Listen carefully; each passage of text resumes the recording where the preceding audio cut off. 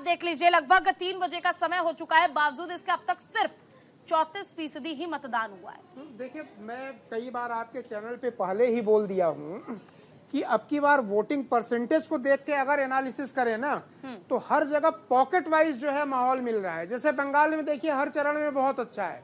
उड़ीसा में मैं ये उम्मीद कर रहा था कि वहाँ बीजेडी एक तरफा रहती है, अच्छी वोटिंग होनी चाहिए वहाँ, और दिल्ली में बड़ा कम है, बॉम्बे में भी बहुत कम हुआ। यानी हर राज्य के वोटर या माहौल अलग अलग तरीके से ये मतलब बिहेव कर रहा है।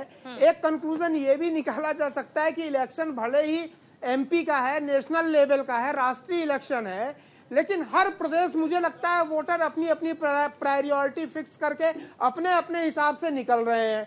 हालांकि ओवरऑल वोटिंग अच्छी हुई है, शाम को जो है 65-70% तक ये पहुंच जाएगी ओवरऑल। लेकिन अगर स्टेट वाइज देखेंगे तो इसमें तो सबसे दुखी करने वाली बात है दिल्ली। मतलब आप ये समझिए, इस देश के उभरते हुए सबसे धुरंधर राजनेता अरविंद केजरीवाल जी जेल से बाहर क्रांति करने के लिए आए थे कि चुनाव प्रचार में हम क्रांति कर देंगे, और जैसे ही बाहर आए हमने सोचा अब तो 80% वोटिंग होगी। लेकिन उनके आने का असर यह हुआ कि जनता उनको वेलकम कैसे कर रही है, निकल ही नहीं रही है घर से। पिछली बार भी जो इलेक्शन हुआ था 62% विपक्ष का वोट निकला था, 48% बीजेपी का। तो सारी कमी तो विपक्ष की है। विपक्ष वाले 62% वोटर क्यों नहीं निकाल पा रहे हैं? तो ये फोकस करना चाहिए विपक्ष को। अरविंद केजरीवाल जी से पूछना चाहिए कि आप बाहर आए चुनाव प्रचार के लिए और आपके घर में आपके बगल वाले भी वोट करने के लिए नहीं निकल रहे हैं।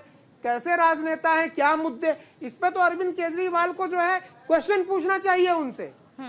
इतना हल्ला मचा के आप बाहर आए, आपने पूरे सुप्रीम कोर्ट को सर पे उठा लिया, देश को सर पे उठा लिया, क्या क्या मुद्दे आपने बनाए, और उसके बाद भी वोटिंग परसेंटेज आपके राज्य में, जो दिल्ली के मालिक हैं उनके राज्य में सबसे कम, सबसे फिसड्डी।